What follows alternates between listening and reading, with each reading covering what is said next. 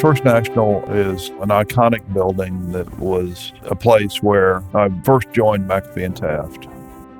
The firm moved to 2020 First National Building in 1957. The former executive offices of Kerr-McGee Corporation had been, and so Mr. Taft was one of the big offices, oak panel from England, and then I think it was Mr. McGee's office, and then Ken McAfee was in the other one, which was Senator Kerr's office. And so they were beautiful, but the rest of the office was, I would say, Spartan would be an overstatement. Certainly not luxurious, but here was this beautiful building, and the Great Hall was there, and an active bank, a big bank. It certainly appeared to be a big bank. A place where we could go deposit our paychecks, which were modest. The building at that point was not air conditioned, and that was notable. You had to leave the windows open in the summer, and would you be sweating, hot? The wind would blow and papers would disappear. We had a horrible copier machine, real loud. I think I was with another person in the room. It might have been Jerry Warren, but I had the rooms were small, but we had 2 desks in them. Couldn't afford to, wasn't big enough to have multiple offices, so separate offices. And Mrs. Hannah was there, and that's where you always got your best advice. But it was a kind of a remarkable place to be.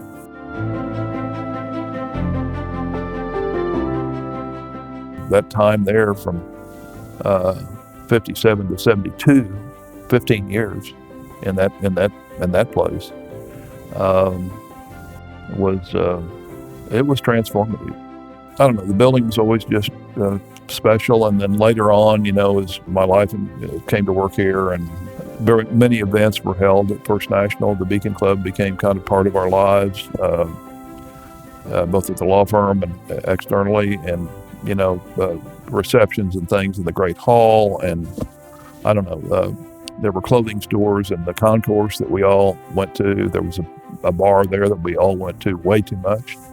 But anyway, the building has always been kind of right with us.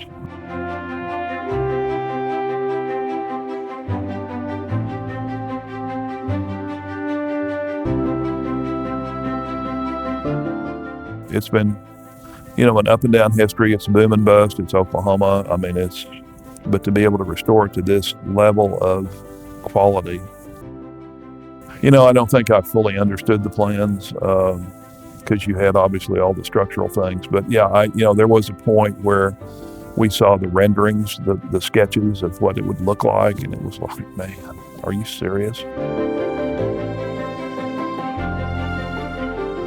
And somebody just a couple of days ago said, this restoration is magnificent. It's really remarkable, the quality of the restoration. And the other person said, this is not restoration. They've restored it. It's better than it ever was. They could not have done this quality of work in 1931. It's impossible. So they've restored it, but yet at the same time, they've elevated it, which is remarkable. And that's really what's happened. I mean, when you walk in that building, you can see the thing is just, wow.